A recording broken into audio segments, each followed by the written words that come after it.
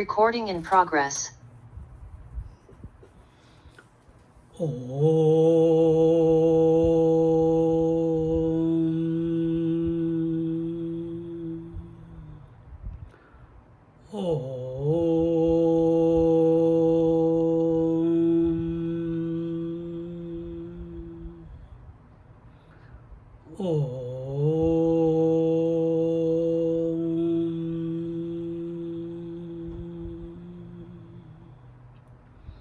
Gururbrahma Gururvishnu Gururdevo Maheshwaraha Guru Sakshat Param Brahma Tasmai Shri Gurave Namaha Tasmai Shri Gurave Namaha Sadashivasamarambham Shankaracharya-madhyamam Asmadacharya-paryantam Vande Guru-paramparam Vande Guru-paramparam.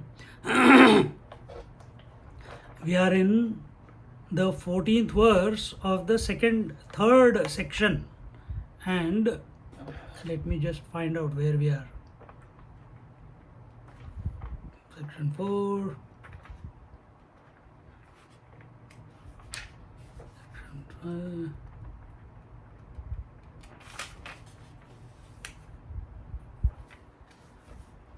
Yeah, third one. First chapter, first part, third chapter. We are just going to overlook and come to the verse where we left. Uttishta Jagrata Prapya Varan Nibodhata. That one. That is the 14th verse. And in this, we are in Kathopanishad, section 3, part 1. And here, the parable of the chariot, which is enumerating the Adhyatma Yoga. And what is that? Adhyatma Yoga. Adhyatma Yoga is the union of the individual soul to the infinite. The yoking, the connection between the individual self and the infinite self. This is being brought out through the chariot example. And here in the first verse it says, just a recap, and if we have finished in time, we can continue. Rutam pe bantau sukrutasya loke guham pravishtau parame parardhe chaya tapau brahma vido vadanti panchagnayo ye chatrinachiketaha.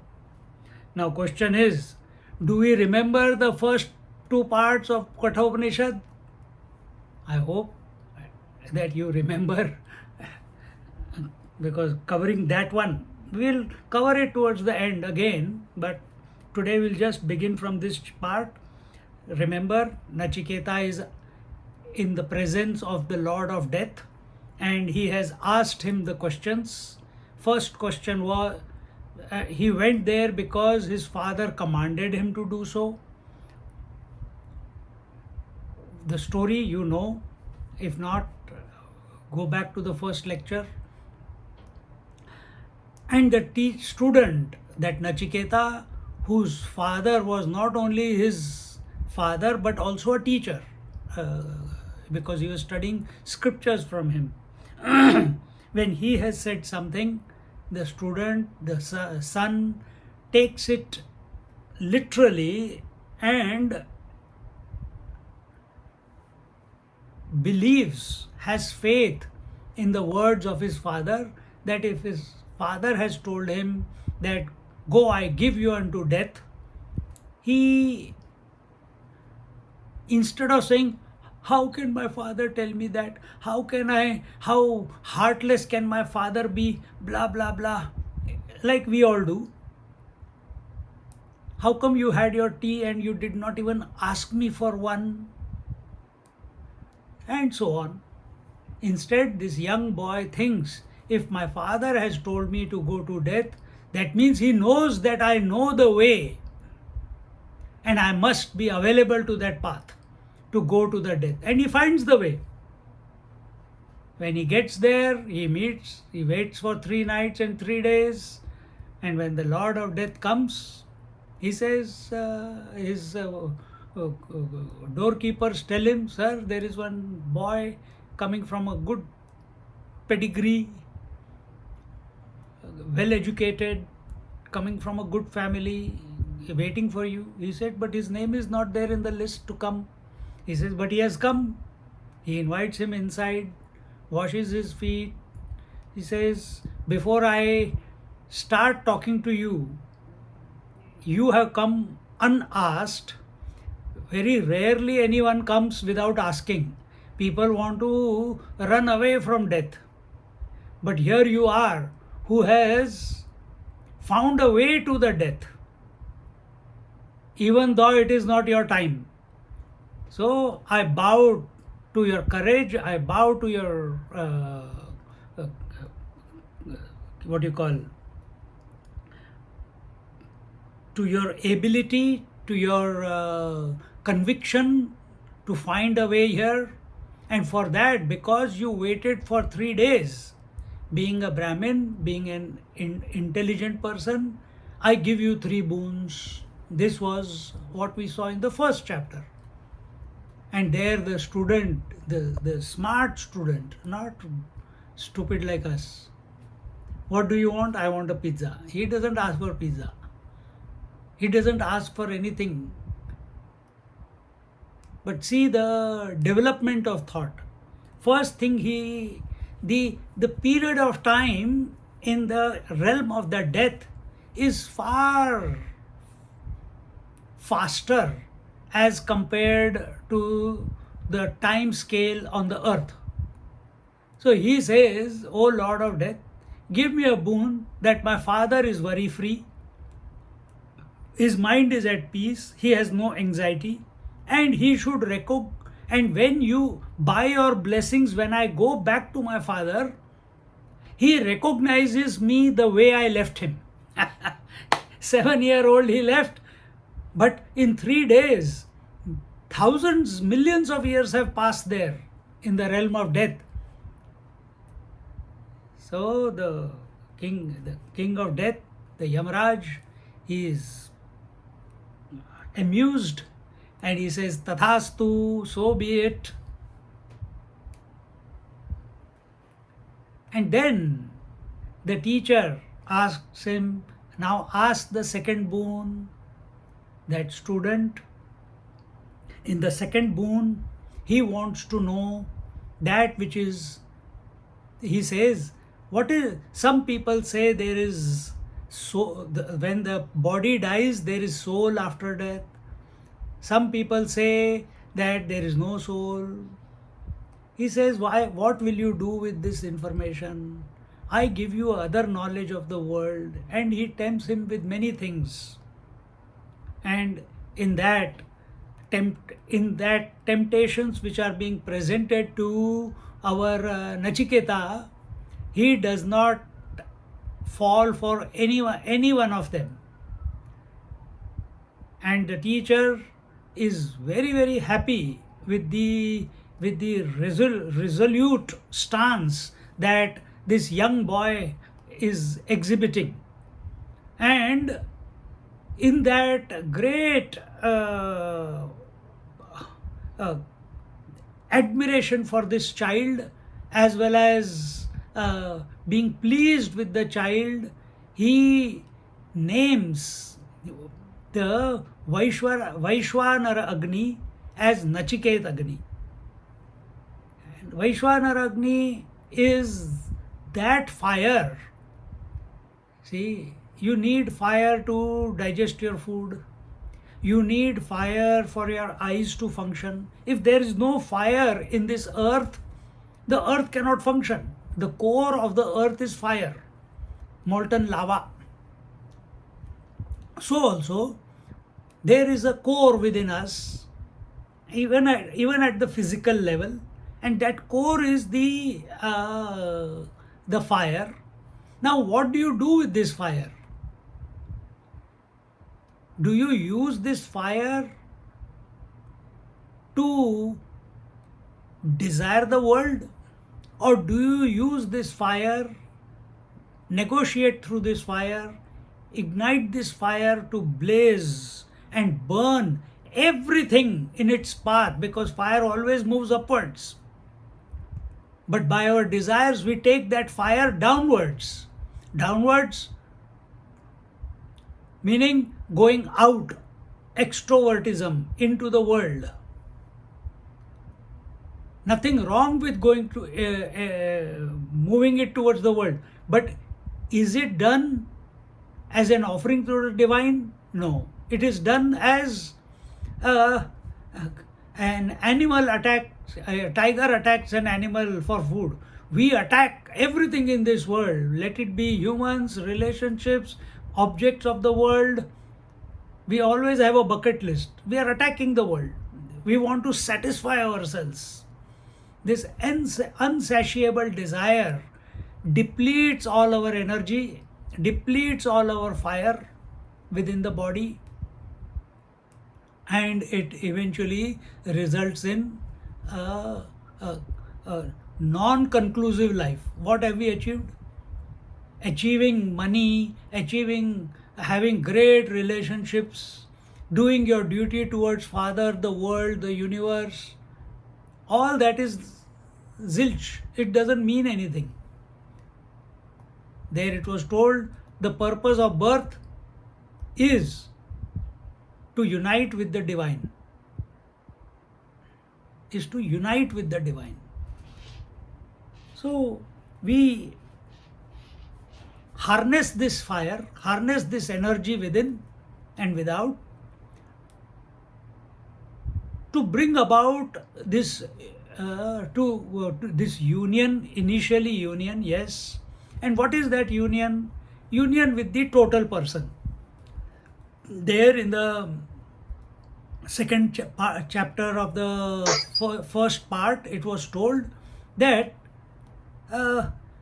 who is though some of you who have done some chanting, you have heard of Purusha Suktam. Om Sahasrashirsha Purushaha Sahasraksha Sahasrapad Sabhumim Vishwato Vrutva Atyatishtat Dashangulam, and it goes on and on and on. So this Vaishwanara Agni, once it's ignited, what will you, at a physical level, what will you need to ignite this energy, ignite this fire within?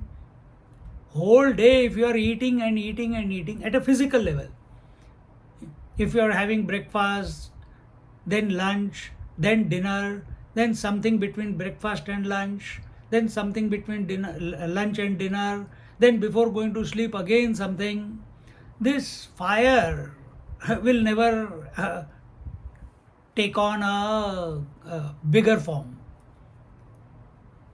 Therefore, it is told, always, whenever, eat as many times, no problem, but eat only so much that fire never gets doused. Doused does not extinguish. The fire must continue to burn. That is at the physical level. Mental level is this fire to seek the totality, the God principle, the total principle. And what is that total principle? That total principle, how does it look at the total world? He sees that behind every eye I am, behind every head I am, behind every feet I am, behind every hand I am. There is nothing where I am not. There is nowhere I am not. Total person. The ocean says, I am pervading all the waves. There is no wave which I am not pervading. See? So we have to, so now if wave wants to be the ocean, it has to start thinking like that. If it continues to say the ocean is bigger than me, how will I get to the ocean? It is very difficult. The path is very treacherous. I have to lose my identity, blah, blah, blah, blah. It goes on and complaining like we all do. It is very difficult path. I am not able to understand. I am not able to practice. I am not able to put it into application. But I understood. See, this is our lot. But in spite of these thoughts, one must have faith and work towards the total person, the total experience. And for that, you need to ride the fire, the Vaishwanara Agni. Some people may call it Kriya Shakti, some people may call it Kundalini Shakti, some people may call it Yoga Shakti, some people may call it Dharana, Dhyan, Samadhi. But Samadhi still falls short of the total experience. So what is it that we need to do? What does a wave need to do to recognize it is the ocean? It has to stop being the wave. As long as it thinks it is separate from the ocean, till then, it will keep thinking that I have to do something. And what you who are not the water, you are not the wave, what do you see? The wave is already the ocean. There is no part of the wave which is not pervaded by the ocean. Now start, if you agree with that conclusion, then you apply it to yourself also. That you are a wave and that total person is there. That total person is pervading not only this body but everybody. Keep thinking of him. By his grace, you will get the vision that you are the total person. In that, and it will only happen when you disidentify that you are this body. But it happens. The more this Vaishwanara Agni is that. This fire is that. That as it blazes forth, as our love, as our urge to reunite with to be the, or to unite with the, whichever way you put it for your understanding, with the total person, the fire will keep blazing, and whatever the obstacles are along the way, it will keep burning them away. When you are so focused on achieving something in life, whether it is your studies, or whenever you started your yoga, or whenever you started the scriptures, not only a feel-good experience, but when you really went after it, then you obliterate the world from you are totally focused. When you obliterate the world, now you are here, there are so many things going on in the world. Your favorite shows have gone. 3 months you saw some shows at this time of the day. Now you have put it aside. See, you may have some other things that you got used to over the last 3 months of absence. But now you put it away. Why, you ask? Because of your love for the scripture. Because of your love for knowing yourself. See? So at this moment, what is rest of the world for you? It means nothing. Right now you're focused here.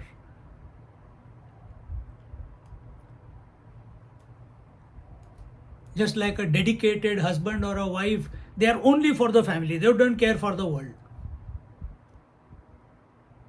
The world must serve their functioning of the family. When that commitment, that what do you call, that urge from within, and that I have to obliterate myself in that divine experience of the total person. Does it mean that you as a body will die? No. The waveness will vanish. The ego-ness will vanish. The doership will vanish. You will rediscover that you are something more than only this body. As long as this body as long as you accept yourself as this body, it has its own pros and cons, it has its own relationships, it has its own whatever, from programs that it is working itself out with.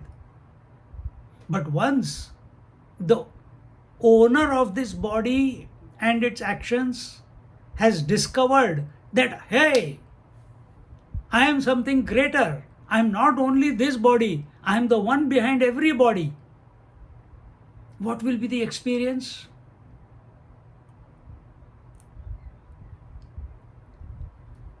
What will be the experience? So we have to be consumed by the higher vision.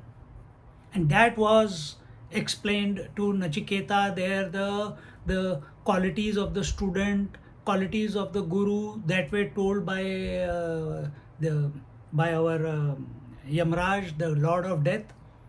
And he is very pleased with the qualities that he sees in Nachiket. All that is great, but Nachiket is not fazed. Because his question was about the soul, so he is explaining that don't accept yourself only to be the individual soul. Because what was the question? Some people say there is life after death, meaning the soul continues after the death and then is reborn. Some people say there is no soul after the death. This is the clarification that is being given. If you understand the nuances, then it is good. Otherwise, listen to it again.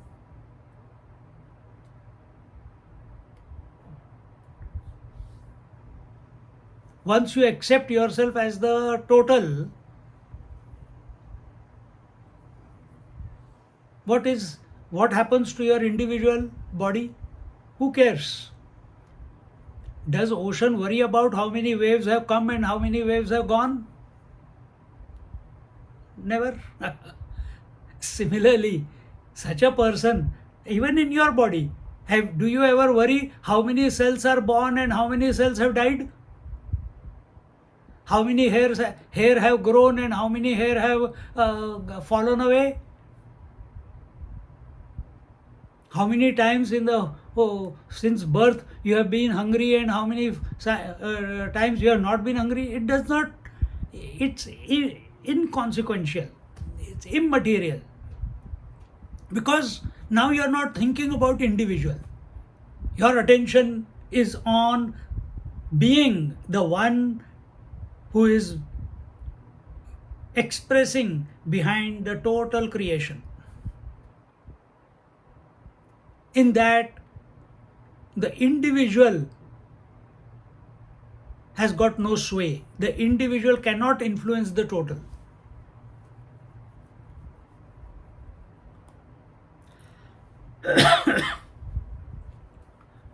The individual can only make the total look beautiful. I should put it this way. A waveless ocean is not an ocean. फिर कौन समुंदर जाएगा? Who will go to the ocean and take a bath? You need waves. Then you will enjoy. So totality, you don't wear a gold brick around your neck. You need an ornament. Every necklace of different shape it enhances your beauty. That gold looks beautiful in the form of necklace, not as a brick, gold brick.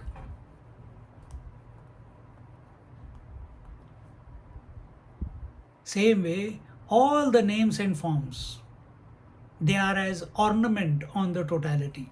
And in fact, it's not only that they are ornament, it is they are none but the totality. Totality knows that that it is expressing in and through everything, individual doesn't know. Such persons are called siddhas. But this is not the end. There's more.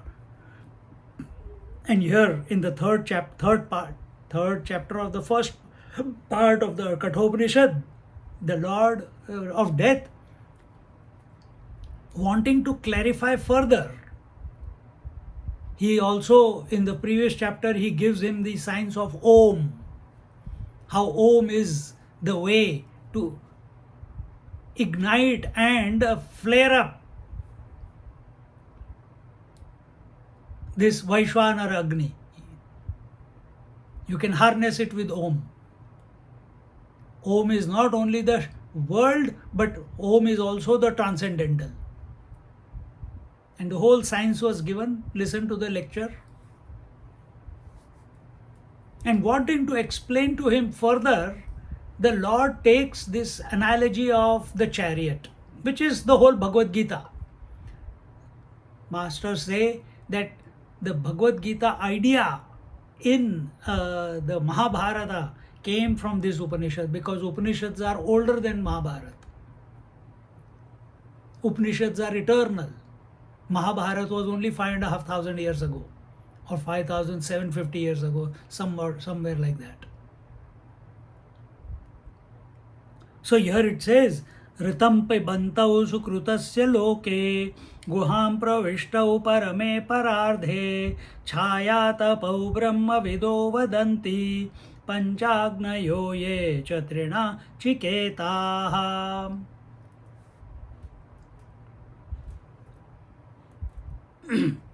The two who enjoy the fruits of their good works being seated in the cavity of the heart. Who are these two? One is the individual, one is the total.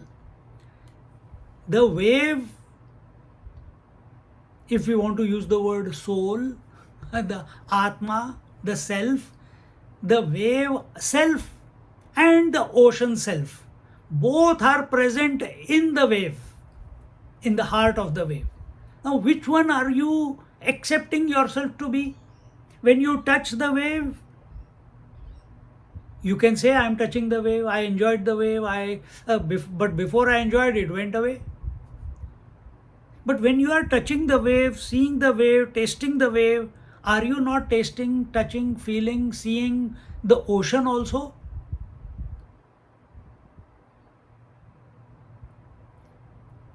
So where in our heart, where is our attention? Is our attention on the individuality? The consequence of being an individual is you will be buffeted by the differences. Differences is the norm of individuality. Sense of otherness is the norm of individuality. Sense of separation is the norm of individuality. We see everything as other than us, otherness, differences. Or do we accept, or do we contemplate in the same heart, instead of individuality, the possibility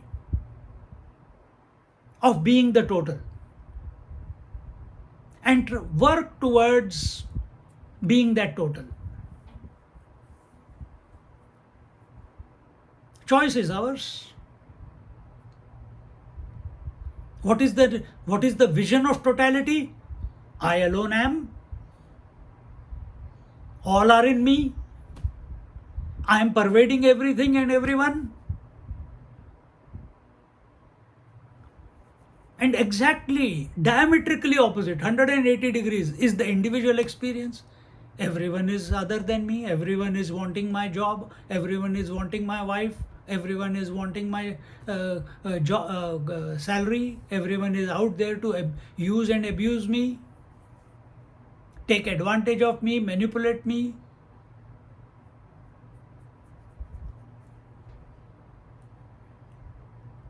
Individual lives with fear.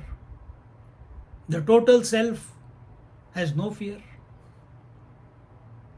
But here we'll keep the total self a little bit aside because we are coming into the, no, we can't keep it aside. But the question here is, if both of those are seated in your heart, in the cavity of your heart, the wise person, na, Chhaya गुहां प्रविष्टो Parme पराधे Chhaya तपौपम vido vadanti brahma vido vadanti. The wise men, those who know, what do they say? That the individual is the reflection of the total.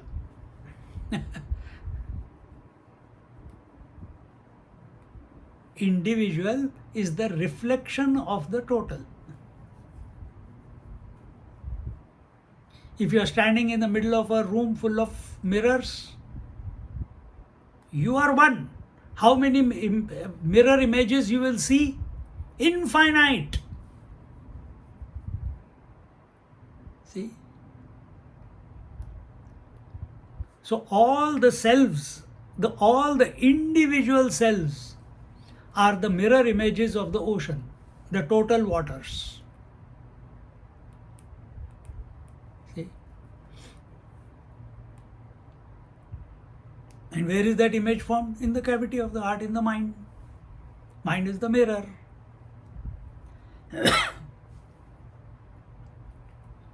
So they call them shadow and light, as also the performers of the fivefold fire, and those who have propitiated 3 times the Nachiketa fire. Who are these wise men? Those who have propitiated the Panchagni. Whether you call Panchagni as the Pancha, there are 5 diaphragms in our body. At a very gross level, those who are addicted to action, means the ego is there, individually, that I have to do something in order to achieve.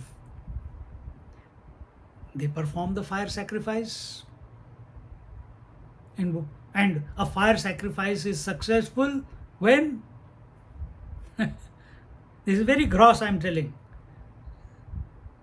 until the flame in the Havan Kund, in the fire pit, is not Sapta Jivha.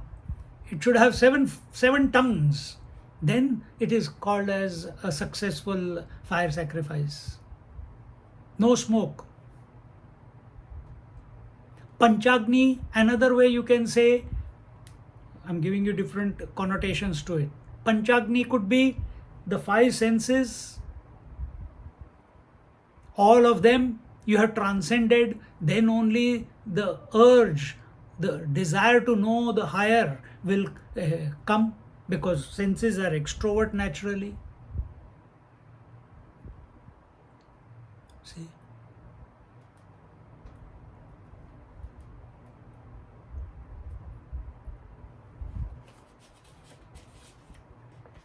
So in this manner, one who has done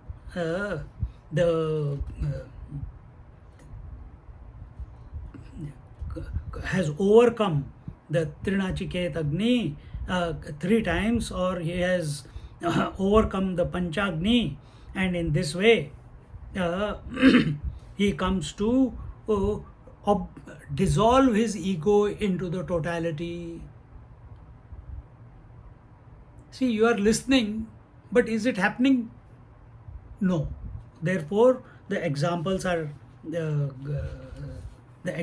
were taken by the Lord of Death. I think it is here, or in next few verses it will be there.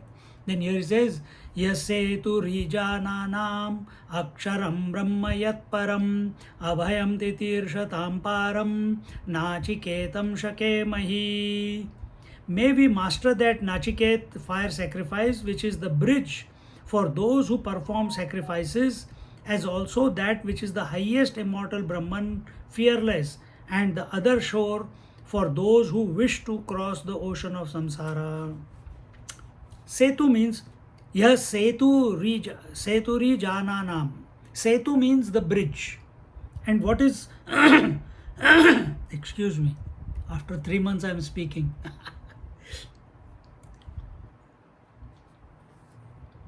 And what is this bridge? This bridge is that which connects the individual to the total, the mortal to the immortal. See? You go beyond all opposites. You give up the sense of separation to the all inclusiveness. You give up the individual consciousness to be the total consciousness. You give up your teeny meeny joys and sorrows to be the bliss that you are. We can't even imagine when we start dwelling into the what would be that total person's experience. Om Sahasra Shirsha Purushaha Sahasraksha Sahasrapad.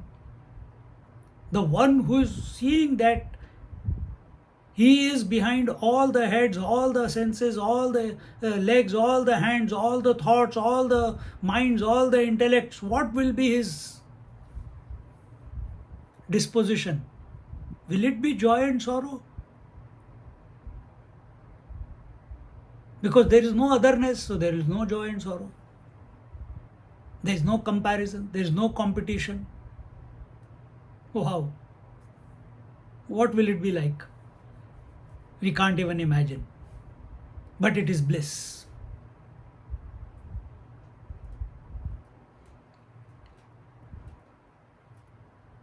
And that bliss in our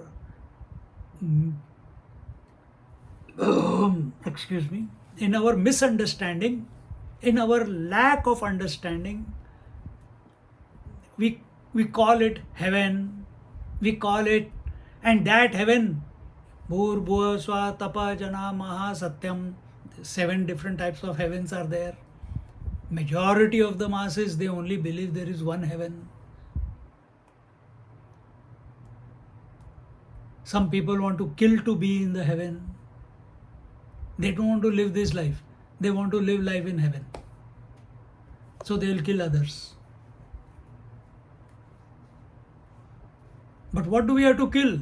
We have to kill the otherness that has taken root within us. How do you do that? By orienting your mind towards the possibility of the total experience. When will that total experience shine or become your nature? When will it happen? Only when the individual will have the right framework. That framework is explained through the chariot example. See? Atmanam rathinam vidhi shariram rathamev tu buddhim tu sarathim vidhi mana pragrahamev cha. So here, having told that so what is this yoga of knowledge? How do we convert the individual experience to the total? Just by thinking, it's not going to happen. We want to think of the total at this moment. Still it is not happening. I'm not saying for some it may be happening, but it may be a glimpse. It may be momentary. The understanding is there, but all consuming experience is not there. So how do we bring about a lasting disposition wherein we recognize once and for all, I don't even say recognize, we discover, we merge, we are consumed in that the total experience once and for all.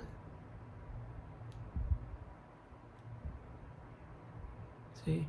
And it is not enough to know the truth. I know the self, I know the self. Knowing the self is, in the samadhi also you know, you are the self. But our Vedanta doesn't stop there. It says, knowing that you are the self is not enough. Then what else is to be required to be done, to be known?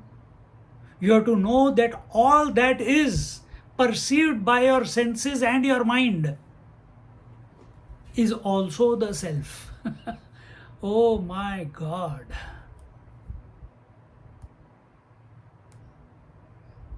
Everything that is perceived by the senses and the mind is also the self.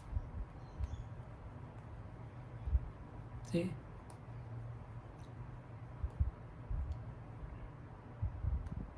Whether you call it God experience, so be it. Divine experience, so be it. Total experience, so be it. We are not talking about absolute. We are talking about total. So, individual, total, absolute. 3. Infinite, absolute waters, total ocean, and individual wave.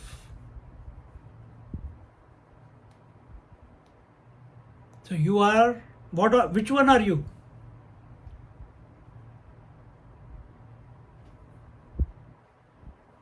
Which one are you?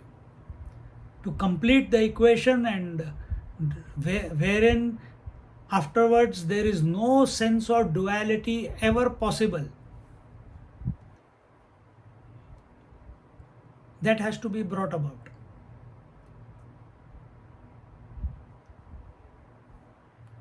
For that, here he says, Atma, understand what, know what is that? Atmanam Rathinam Vidhi. That Atma is the Lord of the chariot. Now look at the chariot.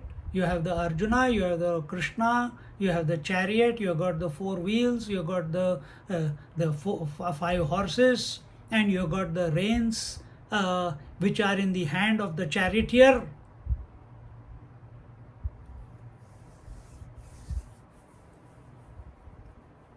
So now here he is saying, Atmanam Rathinam Vidhi. Know that Atma is the Lord of the chariot.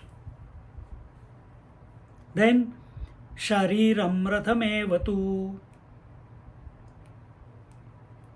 And this Atma sits in the body, sits within it, and the body as the chariot, meaning that Atma has identified with the chariot that it is my chariot. You are sitting in this chariot called the body with the 5 senses, which are the horses, mind, which is the reins, intelligence, which is the intellect. You are essentially the Atma, the infinite self, but sitting in this body. Remember, in the previous verse we told, previous verse, first verse, that there are 2 in the heart, the individual and the total. Mundaka Upanishad also says, Dvau Suparna. There are 2 birds. So, who is this other bird? This Atma, the self, when it identifies with the body as I, it is called Jivatma. It is called individual self. What has it got identified with? It has got identified with the form and name. Infinite has got no form and no name. Total expresses through all the forms and all the names. All the names are his, all the forms he is expressing through. He is the material. So there is no sense of otherness. In the individual feels that this body is mine and identifies it as a result of identification, and all the drama begins thereafter. So here it is told that Atmanam Ratinam Vidhi, Shariram Rathamevatu, Buddhim tu Sarathim Vidya. I already told you, Buddhi is the Sarathi, Buddhi is the intelligence. Intelligence is the charioteer. So either you can have a stupid intelligence, stupidity as the charioteer. You can have half knowledge as the charioteer. You can have no knowledge as the charioteer. Many people, these type of, there are 6 philosophies. You can, we'll take that up in one of the Upanishads in the beginning. What are the 6? We have, I think somewhere we have covered it. In Amrita Anubhav also we covered it, but exhaustively we will cover it.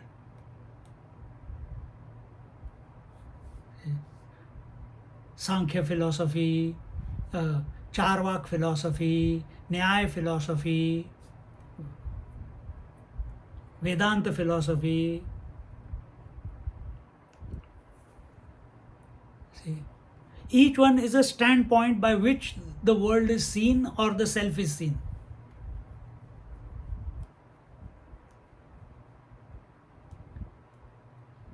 Vedanta is beyond all that. So, now coming subjectively, we are essentially the Atma, the infinite self, the unidentified, untouched, unadulterated self, believing ourselves to be the individual self on account of ownership of the chariot called this body. This body is made up of what? Annamaya, Pranmaya, Manomaya, Vijnanmaya Kosh. Gross body, vital air body, mental body and intellectual body. Gross body includes the senses. And we have got identified with these 4 or 5 sheaths and forgotten who we actually are, who we essentially are. Mana pragrahame vacha. So, mind is the reins, intelligence is the intellect, senses are the horses. Horses are tethered to the reins are in the hands of the intelligence, depending upon what quality, what standard of intelligence is there.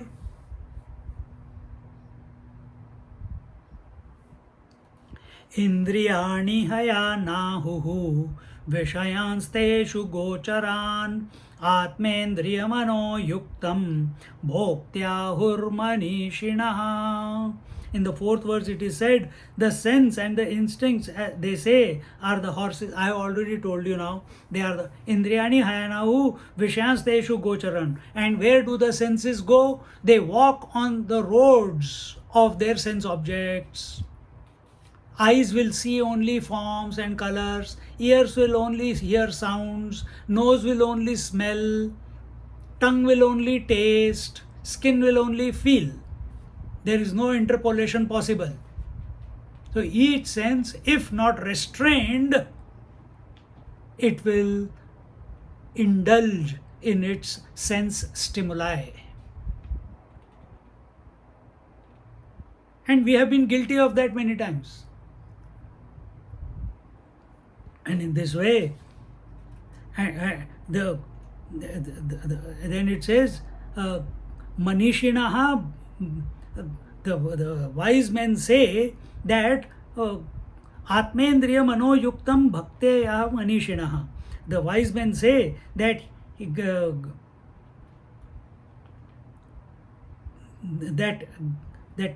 this Atma, when it is identified with the senses and the mind and the intellect, he is the enjoyer of this body.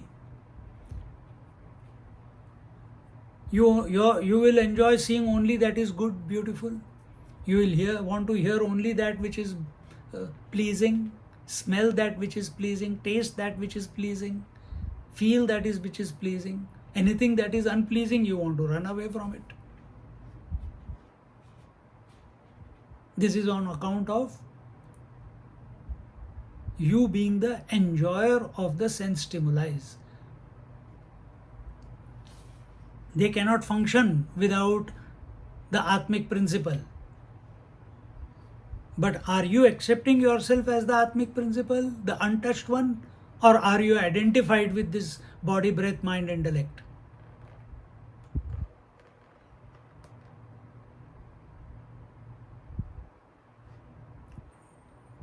In Bhagavad Gita, Arjun, when the war was over, now take this example, that you are identified or you are unidentified. Arjun was identified. My chariot.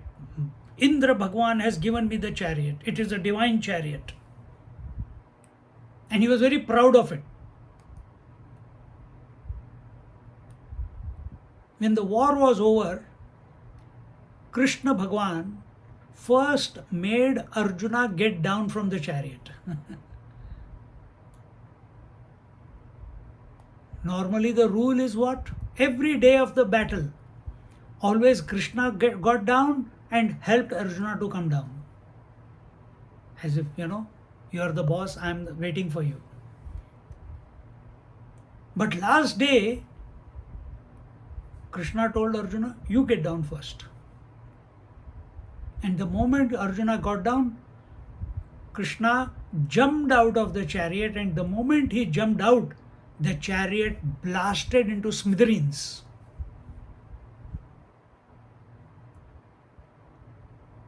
It blasted into smithereens. So it was kept together not because of Arjuna. It was kept together because of Lord Sri Krishna.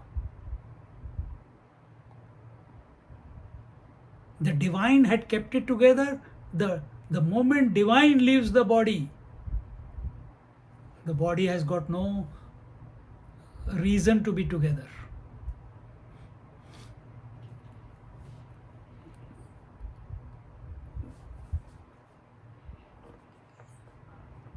And then thereafter, this is just, we are recapping in short.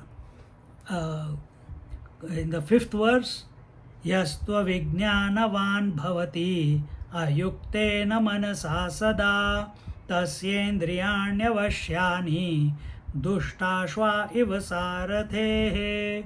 From the 5th, 6th, 7th and 8th verses, now the purpose of the of this analogy is being of the chariot is being told, and here it says that one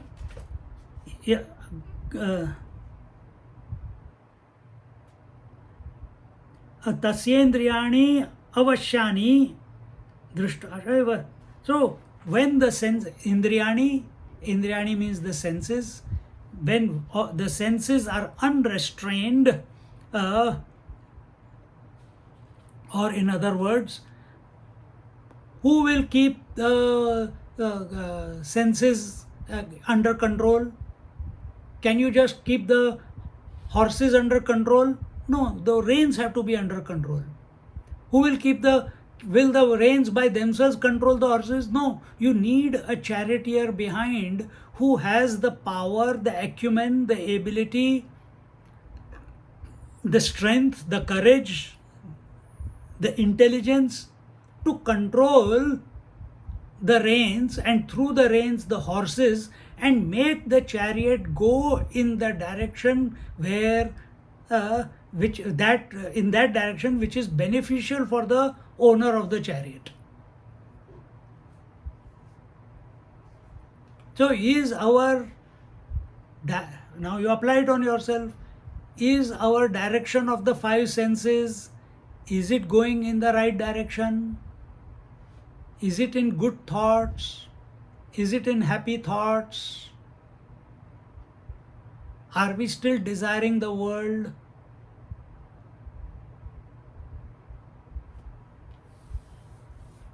To complete ourselves? And even if you want to look at it from the worldly point of view, unless and until we are not focused, as long as if we are in year 12, if we are giving exams, if we are whatever we want to achieve in our life, if we have set the goal, we don't allow our mind to get our senses to be get distracted, our mind is focused, and behind the mind is the conviction that this is the only way I'm going to go. I'm not going to allow my mind to be distracted by the stimuli that the senses present. Then only we achieve the goal. Otherwise, as we are going,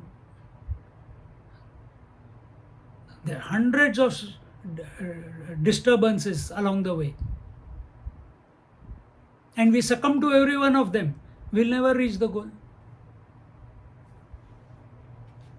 So here he says that when we have unrestrained mind and devoid of right understanding or intelligence, that means ekagra chit is not there, discrimination is not there. Ekagra chit is the mind, discrimination is the intellect. When the mind, intellect discriminates what is good, what is bad, what by thinking what will I achieve the higher, is the decision maker, intellect. Automatically the mind, which is the reins, which is the thoughts, they come under control.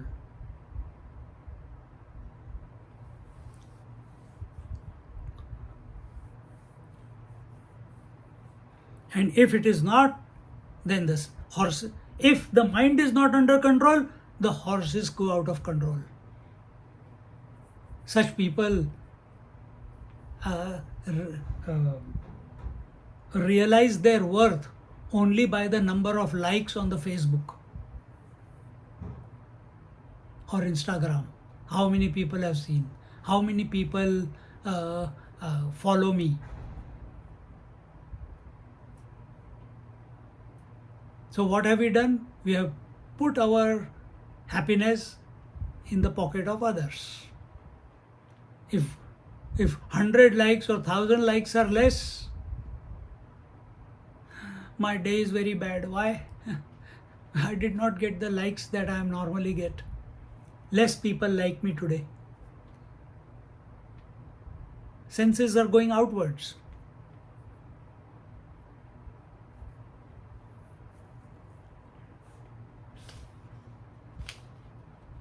And what happens when all the horses are going in their field without any restraint? If 5 horses are there standing, and each one is going after sound, this one is going after touch, this one is going after smell, this one, and so on. Each one will go in different directions: seeing, hearing, touching, feeling, tasting, and smelling. All different directions. Will the chariot reach anywhere? It will collapse there only. Because no focus, no control. For that, yastu vijnanavan bhavati yuktena manasa sada tasyendriyani vashyani sadashva iva sarathehe. In the sixth verse it said, but he who has the right understanding, intelligence, discriminative intellect, and has a mind always under control, his senses, seeing, hearing, touching, feeling, his 5 horses are always under control. His senses are always under control as the good horses of a charioteer, meaning the charioteer can direct the chariot in the required direction deftly. That will totally depend upon the intelligence of the charioteer. And here in Bhagavad Gita, who is the charioteer? The Lord himself, which Arjuna doesn't know yet. It will be only towards the end of Bhagavad Gita or 11th chapter he comes to know his greatness. Who is that? What does he show to Arjuna in the 11th chapter of Bhagavad Gita? The total person. In him, the past, present, future are going on. In him, the birth and death is going on. He is pervading the creation, maintenance and destruction. That Lord, that total person. But for Arjuna, who was unprepared, because the purpose of birth for him was different. He got scared of that vision. He got scared. He requests, please come back to your beautiful form, Chaturbhuj Krishna. See? So here he says, so we have to control the, if we have the right discrimination and intelligence, then the reins are in control, and as a result, the 5 horses are in control. And then when the horses are in control, through the reins, the intellect, it can make the horses go the direction which it wants to. Turn left, turn right, go straight, slow down, go fast, abrupt stop, immediate take off, everything they will listen. But if the mind is not under control, the senses also do not listen to the charioteer. Yastu vijnanavan bhavati amanaska sada shuchihi nasatat padamapnoti sansaram chadigacchati. And a person who is devoid of understanding, devoid of intelligence, a person who is not able to determine what is good and what is bad, in which direction his life must go, what goal he must pursue in this life, such a person, a thoughtless person, such a person, and who is this person? Who is impure in his who is manipulating, who is identified, who is impure, and what is the impurity? Impurity of Kama, Krodha, Lobha, Moha, Mada, Matsarya, impurity of differences, impurity of comparison and competition. This is impurity. Such a person never attains the goal of his life. Because such a person can never control the reins. As a result, the horses destroy his life, the senses destroy his life. Such people can't sleep at night.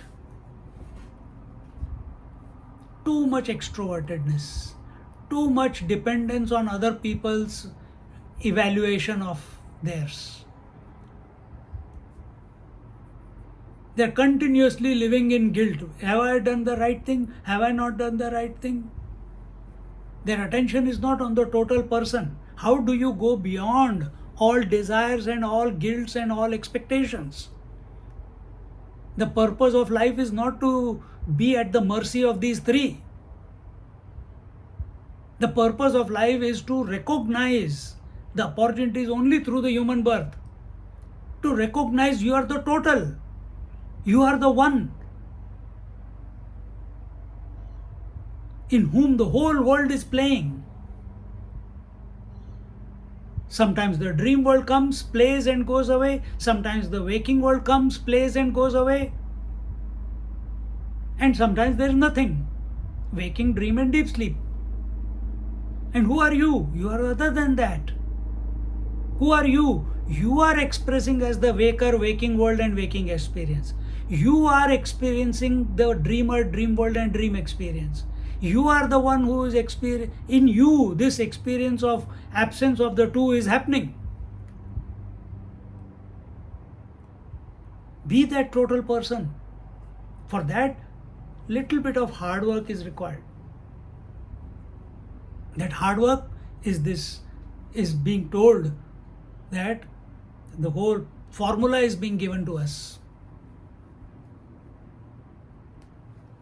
We try to control, see no evil, hear no evil, speak no evil, smell no evil. This is not going to work. For children, it is good. You have to recognize you are the self in this body. This body functions because senses are tethered to the mind. Mind grossified is called senses and the world. This body is also one part of the whole creation. Just like in dream also you have a body. But that mind alone has become the total dream world, and that mind alone has become that body through which you are experiencing the whole world in the dream. And when you wake up, you give zero value to everything. That possibility of waking up is here and now in this waking world. While you are studying the Upanishad, any moment, if we are sincerely with faith,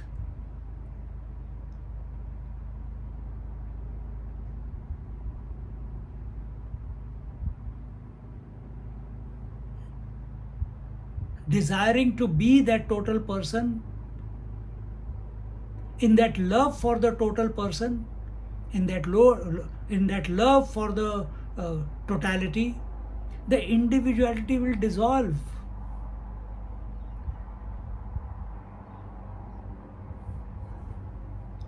But for that, we have to prepare in this manner. 5, 6, 7, 8 is the purpose being given out through this analogy.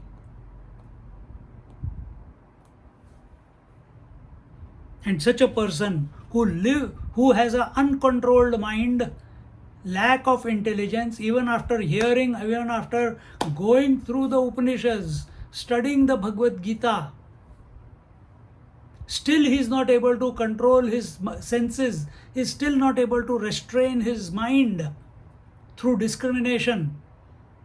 Then what happens to such a person? Punarapi jananam, punarapi maranam. Rebirth after rebirth after rebirth. What will be the rebirth? We don't know. Depends what papad you have bellofied in this life. We don't know. If you have taken the name of the Lord, good. You will be born in a good family where you can continue your sadhana. Oh, Swamiji, so you are taking lectures for the on Bhagavad Gita and Upanishads. What will be? Who's waiting for the rebirth? But suppose, why suppose? Verse comes to verse, some attachment, like our Bharat Maharaj, he got identified with the deer. What happened to him? One deer after so many thousands of years of Om Namo Narayanaya. He was born as a deer.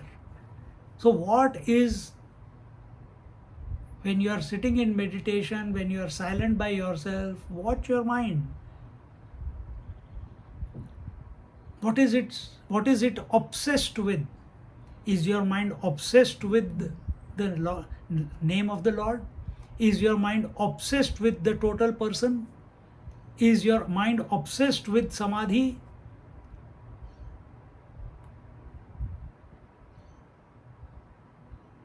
What are you obsessed with? We can make believe the rest of the world.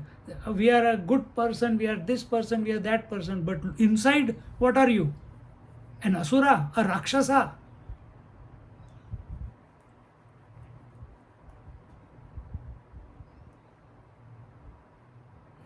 like all the priests, so many all over the world in the Catholic kingdom. They wear the garb of the priest, but inside they are Haiwan, abusing the children. Same way we are also living our life. Whenever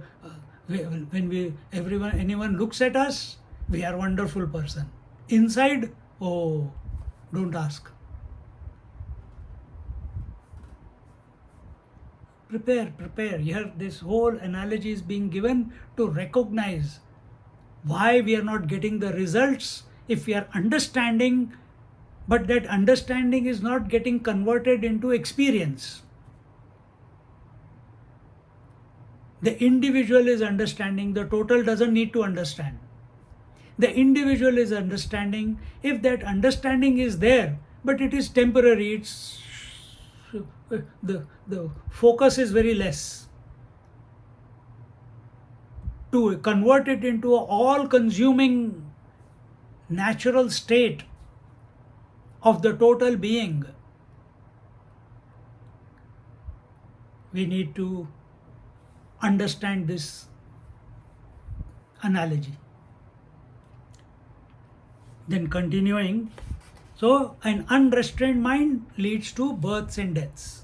Next verse, yastu vijnanavan bhavati samanaska sada shuchihi satu tatpadam apnoti yasmad bhuyo na jayate. Here he says in the 8th verse that, so now in the previous verse, what is the destination of the person who has an unrestrained mind, an unintelligent mind, an undiscriminative mind, intellect, uncontrolled senses? He goes to births and deaths. But on the contrary, he who is intelligent, who is pure, who is and he who has the mind under control, such a person alone reaches the goal. And what is that goal? The goal is that from where there is no birth or there is no death. From ocean's point of view, there is no birth or there is no death.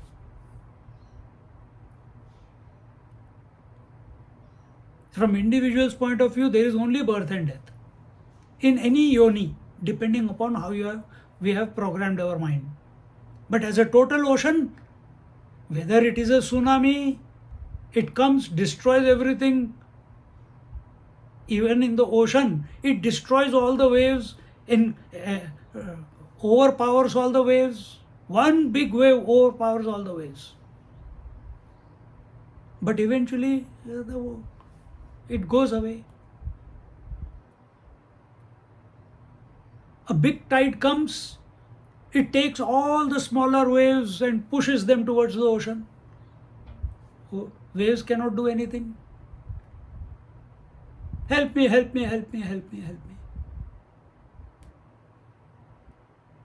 But tide also dies. There is high tide, there is low tide. Tsunami also comes and goes.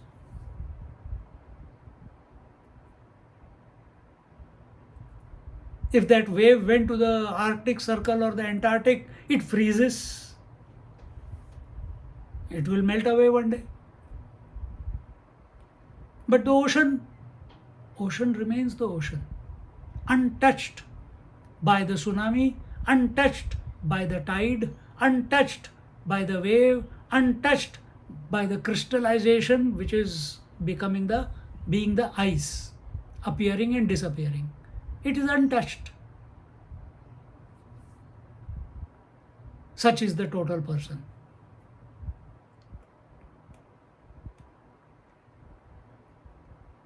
Until and unless we are not fired with this vision that this is the possibility that we can be, this is our true nature, not that one which is buffeted by health and disease, not by joys and sorrows.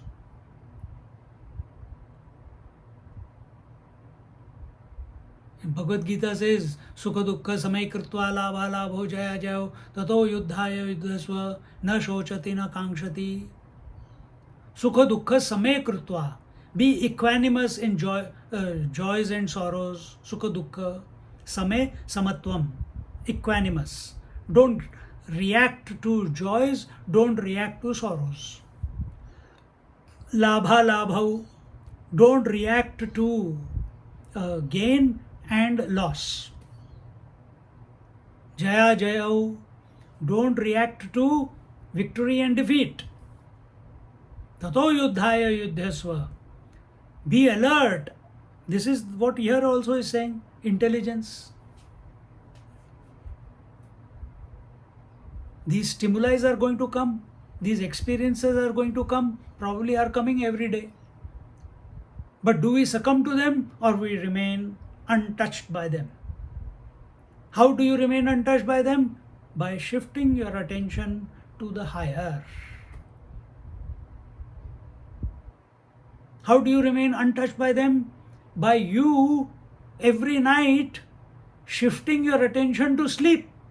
In sleep, there is no sukha dukkha, there is no joy and sorrow, there is no gain and loss, there is no victory and defeat, there is no guilt or expectation. Na shochati na kangshati. Kangshati, expectation, na shochati. Remunerating, I should have done that, I should not have done that in the past. Kangshati, about the future. One who remains, this is in the first chapter of Bhagavad Gita, second chapter of Bhagavad Gita. Remain equanimous, remain samatvam.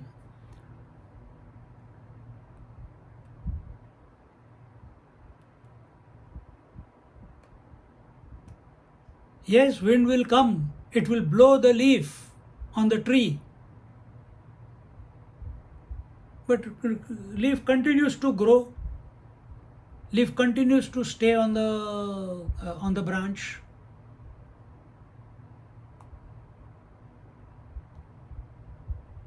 So have the flexibility.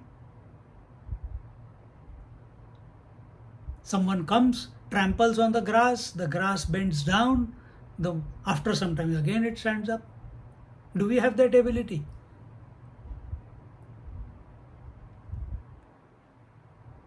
So here it is told that on the contrary, but he who has intelligence in the mind is ever pure, and the one who has only a pure mind can be a controlled mind. It is not first you purify then you control. Pure mind is equal to controlled mind, is equal to ekagra chit, single pointed mind, focused mind, concentrated mind, expanded mind. It all comes with purity.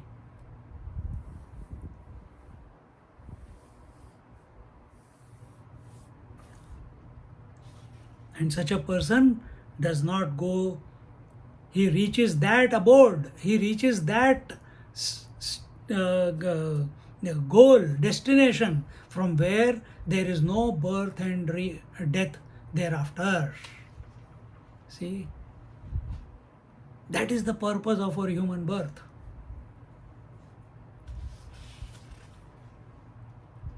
विज्ञान सारथिर्यस्तु मनः प्रग्रहवान् नरः सोऽध्वनः परमाप्नोति तद्विष्णो परमं पदम्.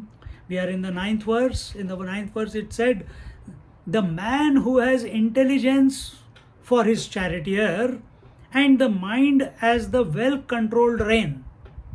Intelligence, discrimination. What is discrimination? Discrimination is where we are clear about what is permanent and impermanent, what is changeless and changing, what is self and not self. That is intelligence.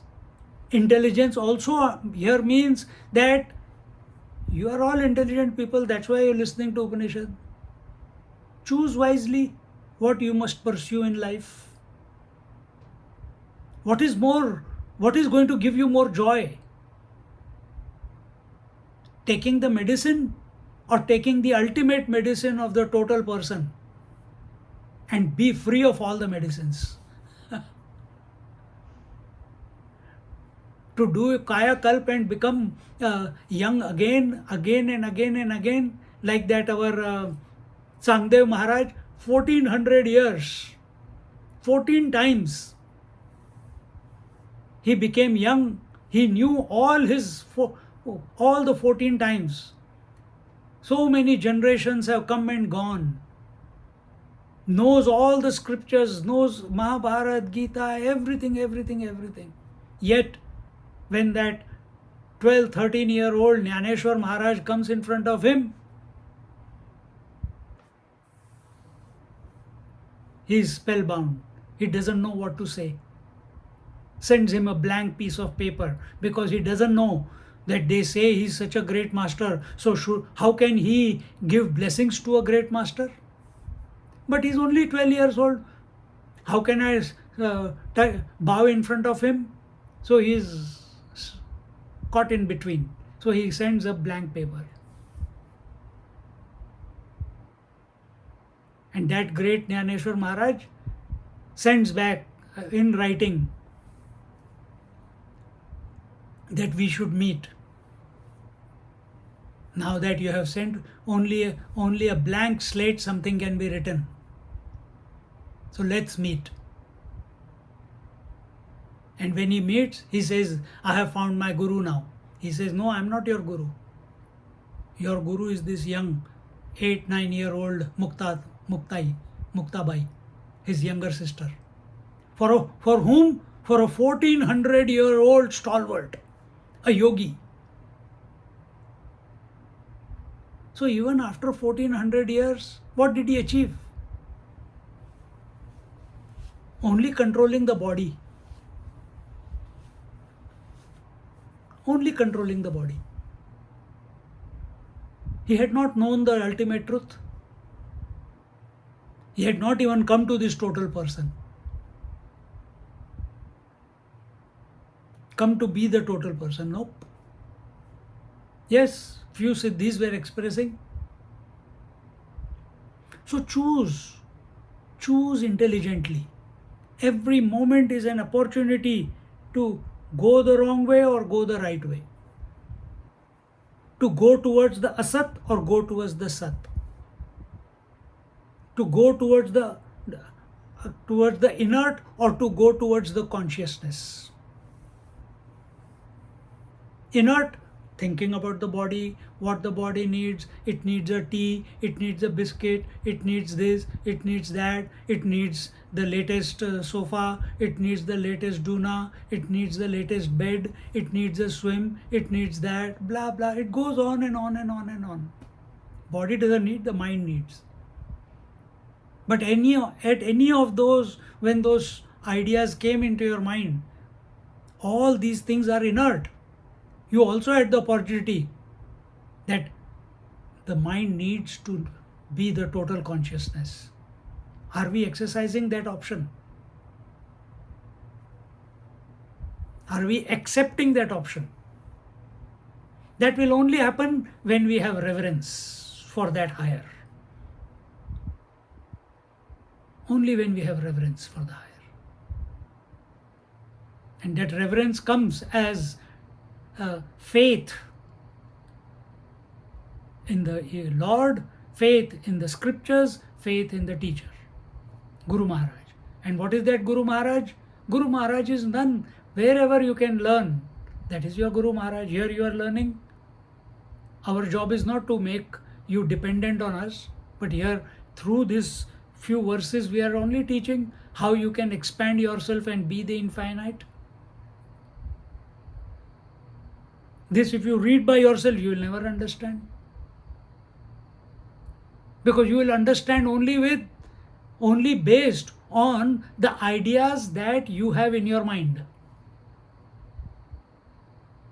And what are the ideas? I am a mother, I am a daughter, I am a sister, I am a wife, I am a so many year old, I was born that way. We keep revisiting our past. We have not diluted or deleted our past yet.